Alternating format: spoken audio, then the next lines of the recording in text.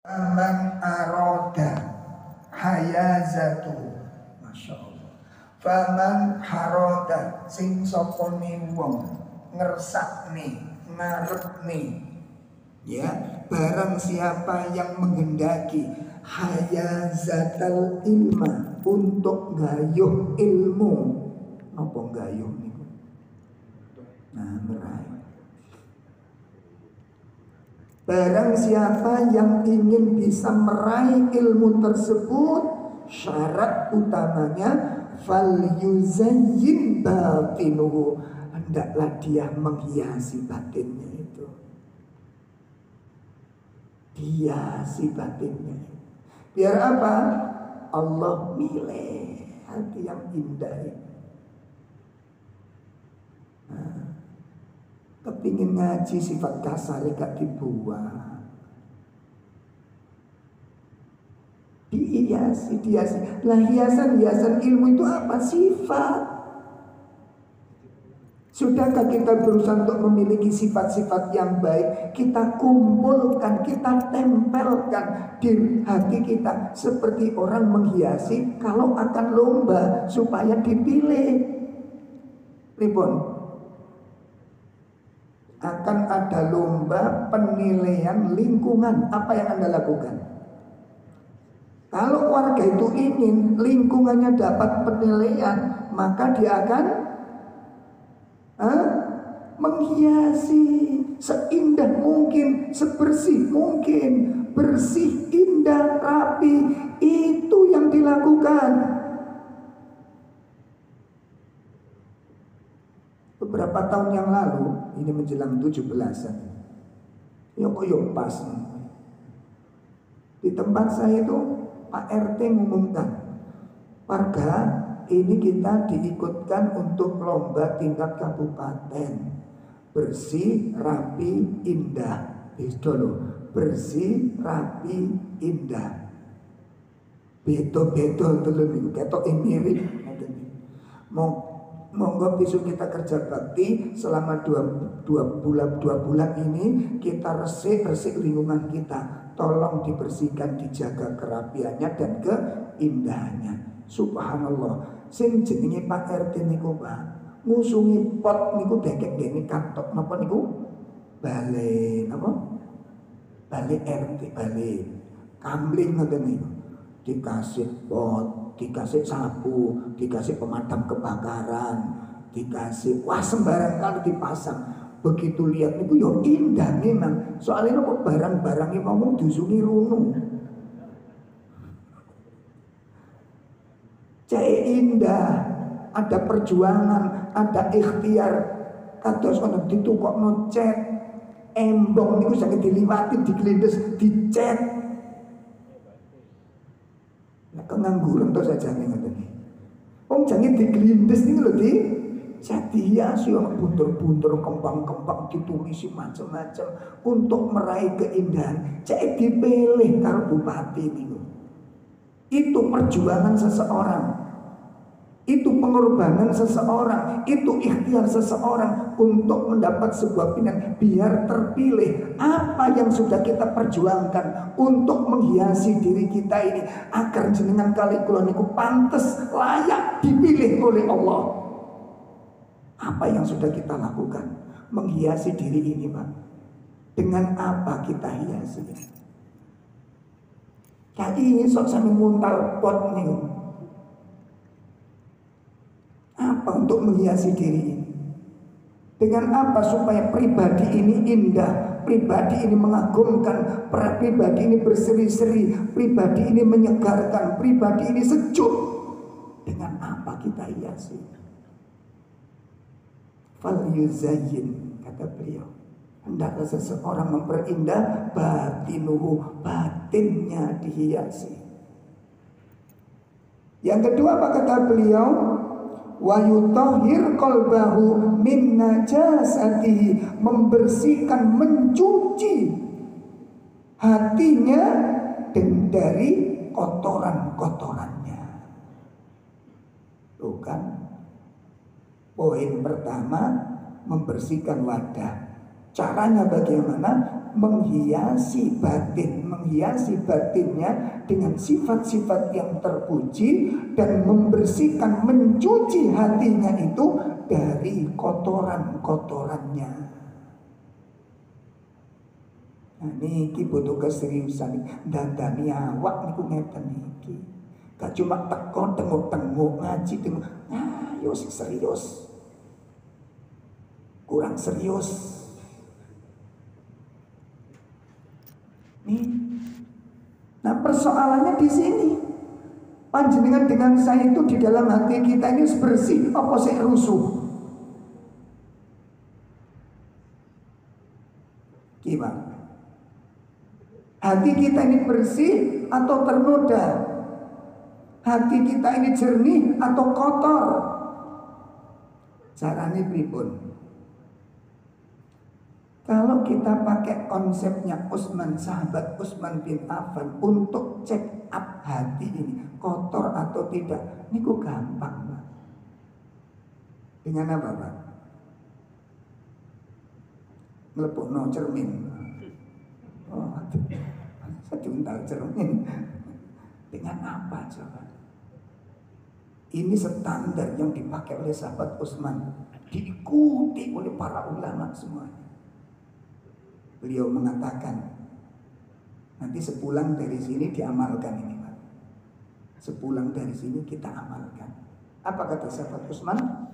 Lau tahurat qulubukum ma syabattum min kalamillah.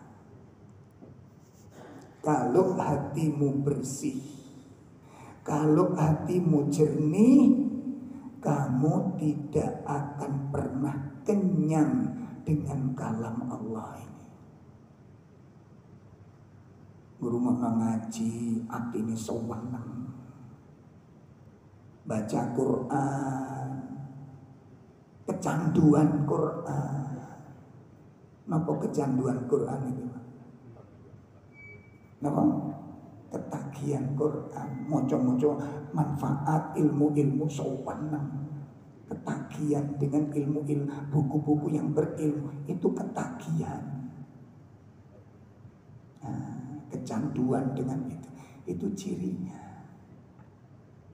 Hati itu bersih, hati itu bening, hati itu jernih. Tidak akan pernah puas dengan kalamullah. Senang. Ya. Makanya kalau anak-anak di rumah itu tak pinjem nih, Pak. HP itu kan kita batasi. Yang jenenge arek itu kan seneng, gitu. Seneng.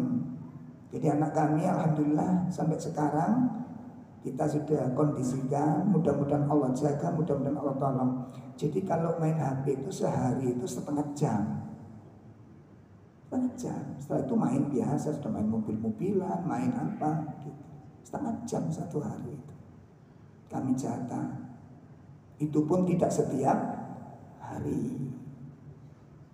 Ini tawani, ayo kamu tak pinjemi seperempat jam, opo setengah jam, milih lebih akeh, Pak. Milih sing akeh. Nek kamu tak pinjemi 1 jam nu gelem enggak? Oh mau sekali katanya. Ya enggak lah. Coba sampean baca, sampean kalau dikasih PR baca Quran, tak kasih 2 lembar atau milih 3 lembar. Milih sing ngene. 2 lembar. Kenapa? Karena kita kan belajar qanaah. Nggih. Kok milih sing titik, Pak? Belajar qanaah, Ustaz. Oh. Ya, pakai itu nanti. Gak usah gak usah lihat sana sini. Sepulang dari sini pakai baca Quran. Nek jenengan baru baca setengah lembar, gegere wis cekot-cekot. Guru niki leher sudah mulai terasa tegang. Iku sambil eling-eling budak ati kula mbek sampean. Sudah gak usah muluk-muluk kita. Sepulang dari sini pakai baca Quran. Baru setengah lembar. Sak napa iki? Napa ngene iki? Halaman. Sak halaman geger kok wis cekot-cekot balak-balik delok jam, dibolak-balik. Sik oleh setengah lembar, Mas. Tapi rasanya kok pelaku iku colong mlaku iku koyo wis adoh. titenono iki tondo-tondone ati kula mbek sampean butek. Wis gak usah muluk-muluk saat ini. Benar ini Pak, coba kita cek nanti. Adakah kalam yang lebih mulia dari Al-Quran? Adakah ilmu yang lebih dahsyat dari Al-Quran? Adakah zikir yang bisa mengalahkan Quran? Apakah ada doa yang lebih dahsyat dari Al-Quran? Tidak ada. Zikir terbaik itu Al-Quran, doa terbaik itu Al-Quran. Dan ini merupakan kalamullah. Lalu kita mengaku beriman, mengaku cinta kepada Allah, kok nggak senang dengan tubuh? Tanda-tandanya sudah jelas. Kecuali kalau ada udzur syar'i, kecuali ada udzur syar'i. Itu tanda-tanda nggak diinginkan oleh Allah. Lah ngeten iki ana sebabe nggih, ngoten lho. Terus ana malih wong kate salat, wis berjuang dia kepingin salat. Ada yang bertanya, "Ustaz, bagaimana nih caranya? Saya itu tiap malam jam 3 itu sudah bangun Ustaz, sudah wudu, tapi balik turun mana Ustaz? Iku yo nopo Ustaz? Apa setane? Ojo gampang nyalano setan Mas. Kita itu gampang-gampang nopo nyalano setan. Kita sendiri itu punya nafsu. Lah sampeyan niku greget kepada salat tahajud itu kuat apa enggak? Mungkin kemauannya yang kurang. Terus biasa nih Pak ngeten iki Pak, gampang menunda-nunda. Ngapunten, dipirengaken saestu, gampang menunda-nunda. Wis engko dhisik ae nyepelekno. Itu kalau demikian biasanya kalau orang itu sudah meremehkan amal, saya ulangi, tiang niku nek biasa ngremehno amal, nyepelekno amal, terus begitu melakukan pasti melakukannya itu dengan tidak sepenuh hati. Maka kondisi yang demikian ini kita khawatirkan. Apa Pak? Panjenengan dengan saya dipersulit oleh Allah untuk ibadah. Iku sing wedi. Sing takut kita itu. Karena kebiasaan kita meremehkan, akhirnya begitu melakukan tidak sepenuh hati. Sakarepe, nah sakarepe dewe niku kalau bahasa kita mending ojo dilakoni tinimbang dilakoni. Coba sampean ngundang pegawai, dia datang sesuka-sukanya, kerja sakarepe dewe, mending apa? Dalam mending apa? Mending kerja apa mboten? Tidak kita terima. Itu kita Pak. Sama dengan jenengan, gak usah orang lain, dengan istri sendiri. Kalau enak wedang deh, dengan dia membuat wedang, membuat kopi buat panjenengan, tapi tidak sepenuh hati. Awak dhewe kan iso delok. Ame banyu ceblau, ame congkar gelodak.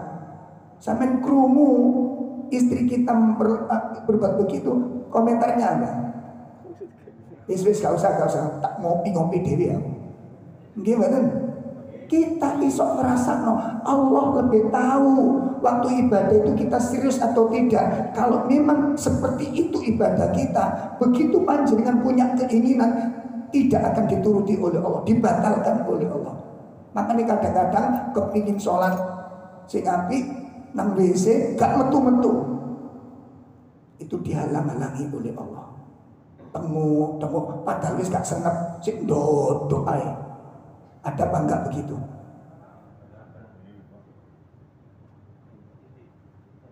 Kemungkinan Allah enggak mengendaki kita untuk berbuat baik. Allah enggak senang kita berbuat baik. Itu yang kita takutkan. Wis mepet waktu nih kate sholat kudu ngisin maneh sampean. Wis kate sholat iki lho, kebelet ngisin. Allah enggak bisa jadi Allah enggak senang kita ibadah. Awas tiling-iling nih. ono elangane. Berarti kemungkinan besar Allah tidak menghendaki kita untuk beramal soleh. Gak ngeri nih ngeten. Ayo coba. Mangkane aja sepelekno amal. Aja remehno amal. Sampun. Nah. Lalu sang penulis kitab mengatakan fal ilmu jauharun latifun. Perhatikan, ilmu itu mutiara yang sangat berharga. Ilmu merupakan apa? Mutiara yang sangat berharga, yang sangat mahal.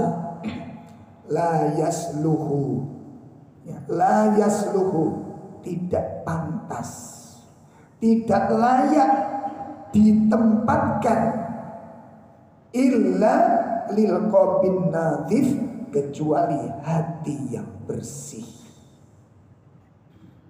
Masya Allah, ilmu itu jauhar latifun, mutiara yang sangat berharga. Tidak mungkin Allah tempatkan setiap tempat, tidak layak ditempatkan suatu tempat illa qalbin nadhif, kecuali hati yang bersih.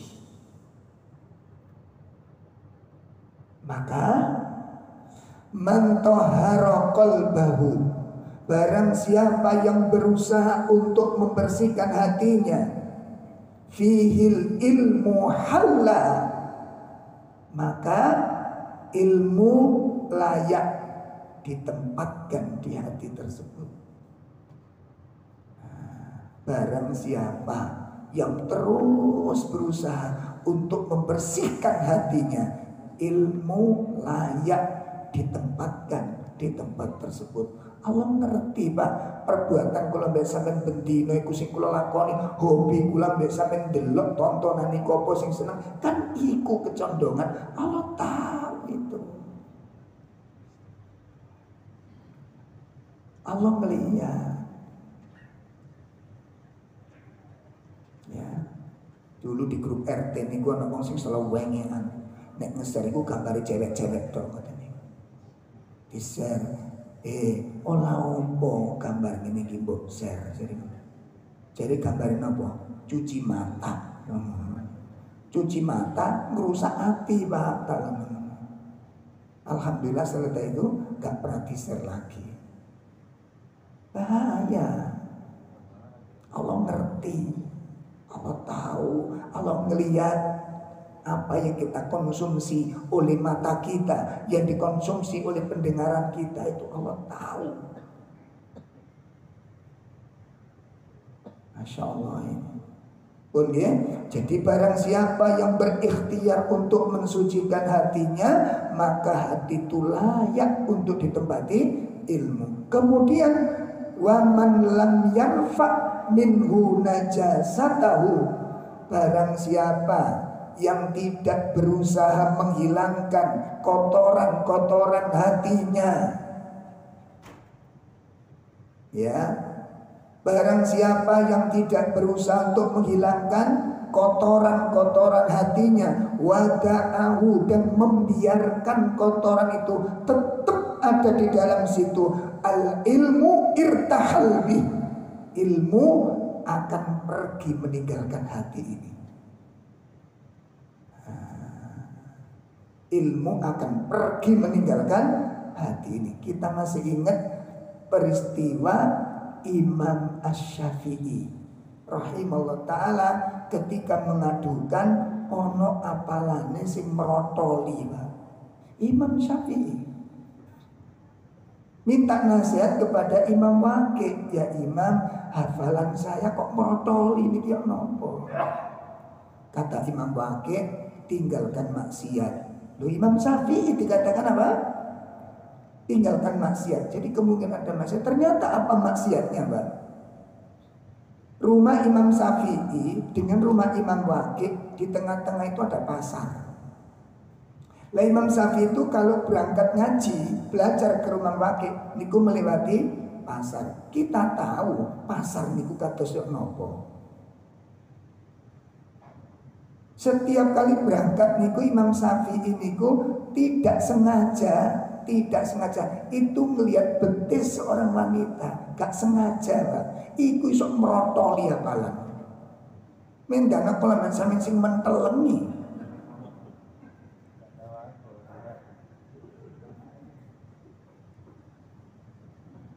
Iso dibayangno niki betapa dahsyatnya Imam Syafi'i itu menjaga kesucian batinnya.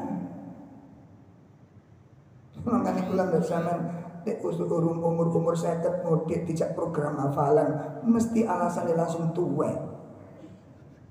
Kita program hafalan Ustaz sebutan sangat Ustaz tuwek Ustaz teman-teman. Dadi ini kena hafal niku langsung tuwek. Dadi nuwek nongi gampang, Pak. Dia mengatakan, alasan tuwek. Gak iso apa yo si enom si bujang ngoten. Mungkin apalan langsung tuwek. Ya kita belajar bahasa Arab, sing nom-nom mau Ustaz, awak dhewe wis tuwek ngono, Pak. Jak rekreasi langsung nom kabeh. Penyakit.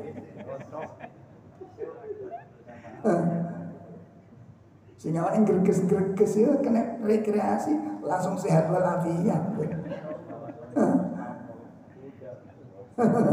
Penyakit ngeten iki.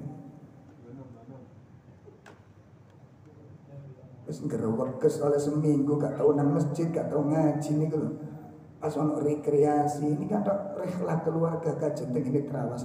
Daftar kula, lho mboten greges pun sehat.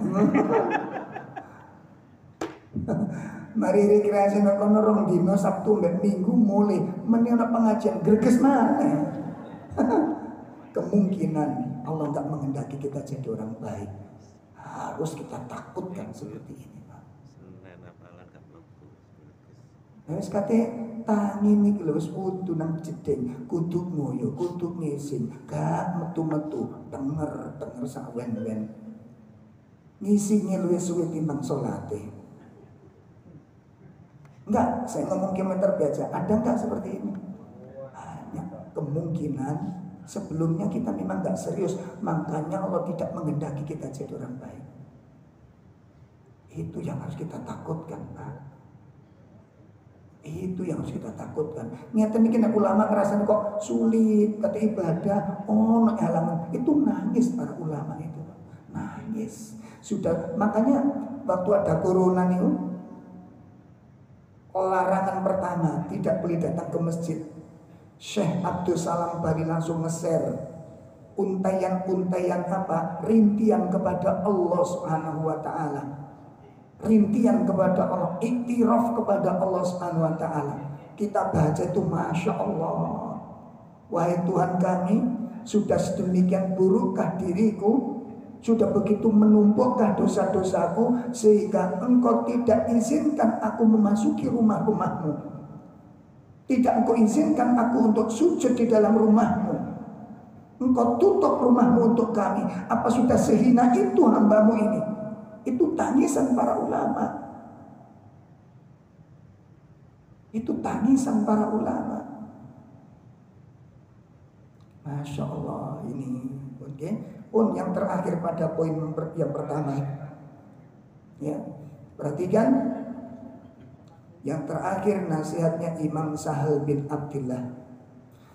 Qala Imam Sahal bin Abdillah rahimahullah ta'ala. Ini yang mengerikan, Pak. Beliau mengatakan haramun, haram. Ya Allah, haram. Ala qalbin, atas suatu hati, an yadkhuluhun nuru fihi syai'un mimma yakrahullahu azza wa jalla. Haram atas suatu hati untuk dimasuki cahaya ilmu dan iman kalau di dalam hati itu terdapat sifat-sifat yang dibenci oleh Allah. Dadi nek ati kula ambek sampean niku, Pak, Ono sifat-sifat sing dibenci kali Allah. Allah haramkan ilmu masuk ke dalam hati kita. Ya Allah, makanya angel. Ngurung ngaji sak ngaji nggak nyentuh. Sampai ada yang nyeletuk komentar, aku ngaji niki kalau pengajian kok gak enak kabeh sing dirungokno. Bukan gak enak hatimu kalau biasa mesti dihalang-halangi oleh Allah. Mosok pengajian sak ngono kae gak sing nyentuh. Gak enak kabeh jarine. Ngaji di kono, lha iku kajian bagus lho itu. Gak nyentuh. Coba di kono. Padha ae, Mas. Iku hati sampean kali kula ana koronae. Mati rasa sudah. Perhatikan ini. Ini ngeri sekali, Pak. Kalau Allah sudah mengharamkan ilmu masuk ke dalam hati, siapa yang akan bisa memberikan hidayah? Siapa yang akan bisa menyelamatkan kita? Kalau Allah sudah mengharamkan ilmunya untuk ditempatkan di hati kita. Haram, kata beliau. Allah memasukkan hati, cahaya ilmu, cahaya iman. Apabila di dalam hati itu terdapat sifat-sifat mimma yakrahu, Allah benci. Sifat-sifat yang dibenci oleh Allah Ta'ala ada di dalam diri kita. Nah, ini tugas panjenengan kali kula.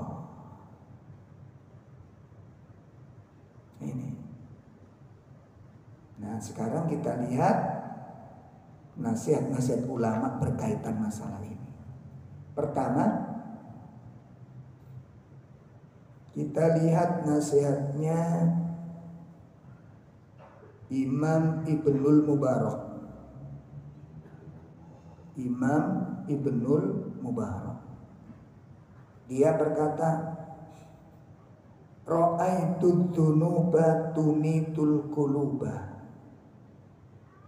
Aku melihat dosa-dosa itu mematikan hati. Ya, karena dosa itu diibaratkan seperti racun. Orang setiap kali mengkonsumsi dosa berarti setiap kali dia meracuni dirinya. Diracun dirinya itu dengan maksiat itu. Maksiat itu racun.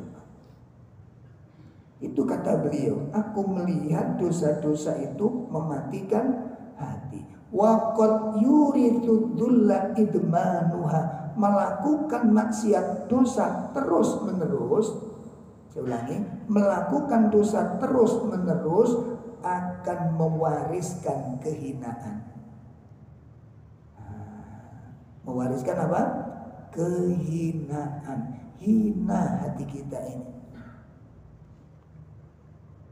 Makanya di dalam kitab Ad-Da'wah Dawa, Imam Ibnu Qayyim mengatakan salah satu pengaruh buruk maksiat, orang yang sering maksiat dan senang dengan maksiat itu, menikmati maksiat itu akan melemahkan hati.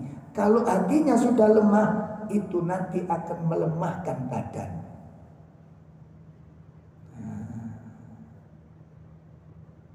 Maksiat itu bisa melemahkan kemauan, bisa melemahkan hati. Kalau hatinya sudah lemah, badannya pun ikut lemah. Apa? Menimbulkan penyakit malas. Harus perhatikan, orang mukmin tidak mungkin dihinggapi penyakit malas. Kenapa? Surga itu nggak bisa didapat dengan bermalas-malasan itu. Ilmu nggak bisa dengan bermalas-malasan itu. Seperti yang dikatakan oleh Imam Mujahid, la yata'allamul ilmu birahatil jism. Ilmu tidak bisa didapat dengan apa? Dengan tubuh yang dimanjakan. Ilmu nggak bisa diraih dengan tubuh yang dimanjakan. Kenapa dimanjakan ini, Pak?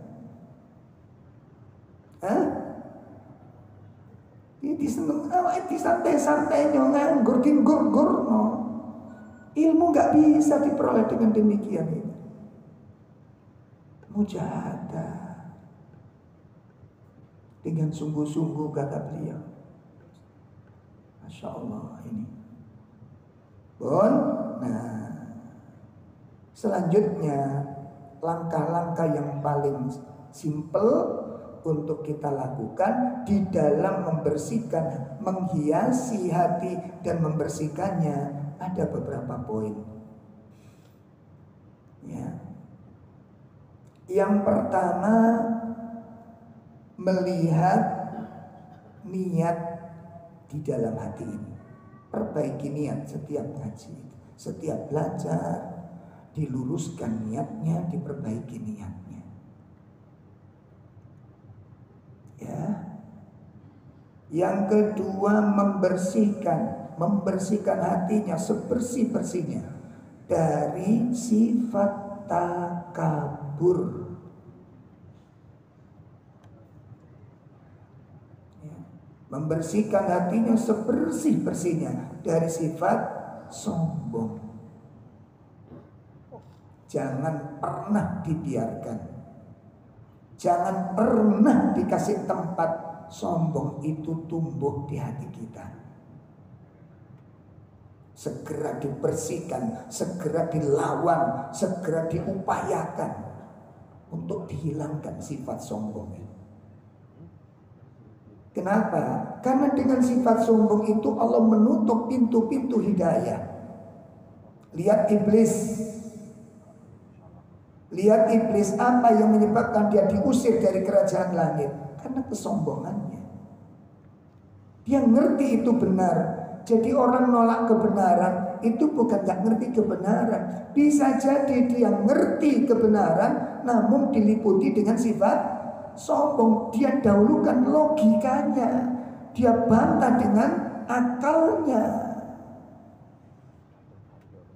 Ini itu yang kedua. Yang ketiga, membersihkan hati dari hasad,